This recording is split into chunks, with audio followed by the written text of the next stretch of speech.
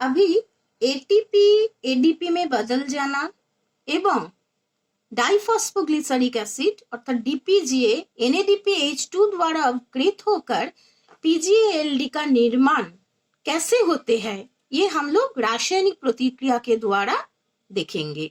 देखो तुम लोग कुछ इक्वेशन देखो, पेज में दिखाई दे रहे हैं इक्वेशन, रासायनिक समीकरण।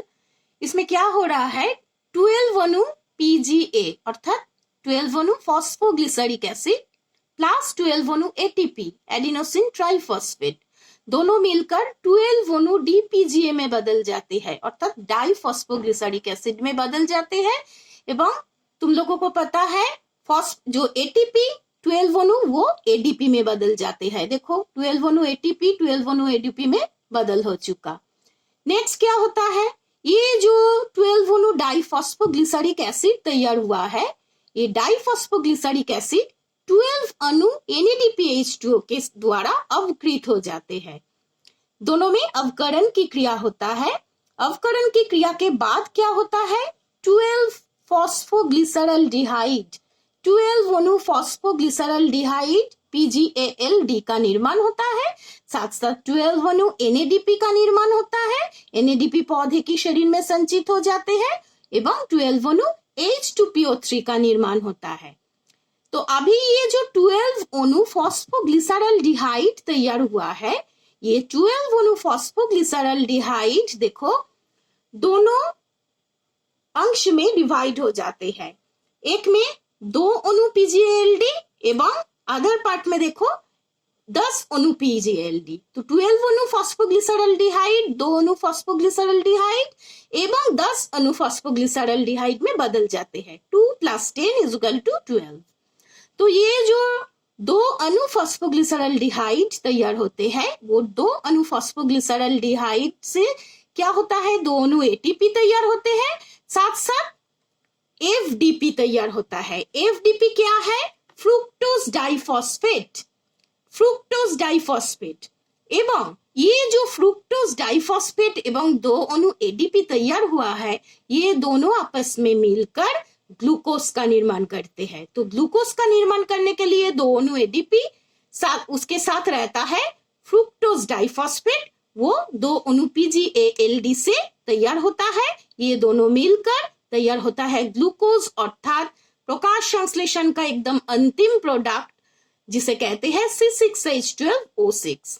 ग्लूकोज तैयार होता है एवं 2 अणु एडीपी 2 अणु एटीपी के साथ बदल जाते हैं। और बाकी जो 10 PGALD है 12 अणु PGALD में, ये 10 PGALD फिर बदल जाते हैं। किस में बदल जाते हैं, 6 अणु RUDP में बदल जाते हैं। राइब्यूलोज डाइफॉस्फेट की 6 अणुओं में बदल जाते हैं। ये जो क्रिया है देखो, अभी तो हम लोग देख चुके हैं कि 2 अणु एडीपी एवं फ्रुक्टोज डाइफॉस्फेट मिलकर ग्लूकोज अर्थात कार्बोहाइड्रेट का निर्माण हो चुका है।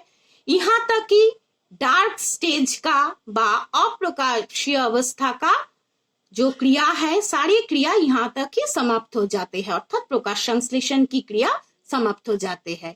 तो इसके बाद क्या है, इसके बाद ये जो 10 अणु जो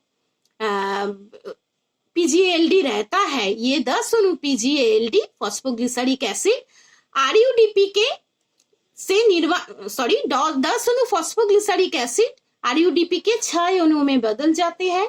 ये 6 अणु RUDP फिर 6 अणु कार्बन डाइऑक्साइड के साथ रासायनिक प्रतिक्रिया करके फिर दोबारा प्रकाश संश्लेषण की डार्क स्टेज को चलाने के लिए रेडी हो जाते हैं। तो प्रकाश संश्लेषण का ये जो क्रिया है, ये एक बार होने से समाप्त नहीं होता है। ये एक चक्रीय विधि व चक्रीय क्रिया के चक्रीय पथ पर ये ऑलवेज होता ही रहता। ये जो चक्रीय पथ है, जिस चक्रीय पथ के द्वारा 10 अणु PGALD RUDP के 6 अणुओं के साथ बदलकर RUDP के 6 अणुओं में बदल जाते हैं एवं कार्बन डाइऑक्साइड के साथ मिलकर फिर प्रकाश संश्लेषण की डार्क स्टेज को चलाते हैं। ये चक्रीय पथ व साइक्लिक पथ को कहते हैं, ये साइक्लिक पथ को कहते हैं केल्विन साइकिल बा केल्विन चक्र। तो केल्विन साइकिल के ऊपर अलग से क्वेश्चन दिया जाता है, 2 मार्क्स का शॉर्ट नोट दिया जाता है, तब इस पोर्शन को तुम लोगों को लिखना पड़ेगा। और प्रकाश संश्लेषण के का जो अंतिम पार्ट है अर्थात डार्क स्टेज का अंतिम पार्ट यहाँ पर आके ही खत्म हो जाते हैं। तो ये है प्रकाश संश्लेषण का जो स्टेज बा जो 2 दशा तुम लोग पढ़ चुके हो, डार्क स्टेज एवं पहले दिन तुम लोग पढ़ी थी लाइट स्टेज, ये दोनों दशा ही ऐसे समाप्त होते हैं। तो इसके बाद हम लोग पढ़ेंगे जो प्रकाश संश्लेषण के बाद जो कार्बोहाइड्रेट तैयार होता है बा ग्लूकोज तैयार होता है, ये ग्लूकोज का भविष्य क्या है, ये ग्लूकोज क्या होता है, ग्लूकोज को क्या होता है। ये ग्लूकोज कभी पौधे के शरीर में भविष्य के लिए संचित नहीं होता है। ग्लूकोज को संचित करने के लिए ग्लूकोज में थोड़ा सा चेंज होता है, ग्लूकोज के रूप की चेंज किया जाता है, ग्लूकोज परिवर्तित होकर स्टार्च में बदल जाते हैं एवं पौधे के शरीर में कुछ विकारों व कुछ एंजाइम के द्वारा ग्लूकोज स्टार्च में बदल जाते हैं एवं पौधे के विभिन्न प्रकार के संचयी अंग जो है जैसे तना, कुछ पौधे की मूल, इस प्रकार के संचयी अंग में जमा हो जाते हैं एवं भोज्य पदार्थ को संग्रह करके ये सारे संचयी अंग थोड़ा सा मोटा हो जाते हैं। उदाहरण क्या है, किस किस पौधे में स्टार्च भविष्य के लिए भोज्य पदार्थ के रूप में संचित रहता है। उदाहरण है गाजर, मूली, आलू, ये एक प्रकार की तना है, अदरक ये भी तना है, चुकंदर, तो आदि पौधे में ये भोज्य पदार्थ स्टार्च के रूप में संचित रहते हैं। और जीव जंतु, हम लोग सारे जीव जंतु जो हम लोग अपना भोजन को नहीं निर्माण करते हैं, सारे जीव जंतु अपने भोजन के रूप में पौधे की ये विभिन्न अंश को हम लोग ग्रहण करते हैं एवं ग्लूकोज का रूपांतरण सेलुलोज में भी होता है। ग्लूकोज कभी कभी सेलुलोज में बदल जाते हैं पौधे के शरीर में। पौधे के शरीर में सेलुलोज कहाँ पर रहते हैं, तुम लोग पढ़ी थी, पौधे में जो कोशिका भित्ति है, कोशिका की बाहर सबसे बाहरी जो आवरण है कोशिका भित्ति, ये कोशिका भित्ति में सेलुलोज के रूप में कभी कभी ग्लूकोज जमा हो जाते हैं एवं पौधे में निर्मित ग्लूकोज से ही प्रोटीन, फैट अर्थात प्रोटीन की इकाई एमिनो एसिड, विटामिन, ये सभी का निर्माण होता है।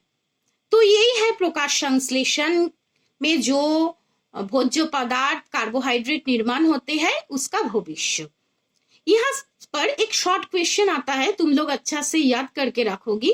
1 ग्राम मोल अर्थात 180 ग्राम ग्लूकोज, इसमें कितना कैलोरी ऊर्जा रहता है संचित। 1 ग्राम मोल ग्लूकोज में 686 किलो कैलोरी ऊर्जा रहता है। इस ऊर्जा किस ऊर्जा का रूप है, रूपांतरण है। ये 686 किलो कैलोरी जो ऊर्जा रहता है वो है रासायनिक ऊर्जा। कहां से ऊर्जा रूपांतरित हुआ है, सौर ऊर्जा से। सौर ऊर्जा से सोलर एनर्जी केमिकल एनर्जी के रूप में बदल जाते हैं एवं हम लोगों की पौधे की शरीर में संचित हो जाते हैं। तो यही है प्रकाश संश्लेषण का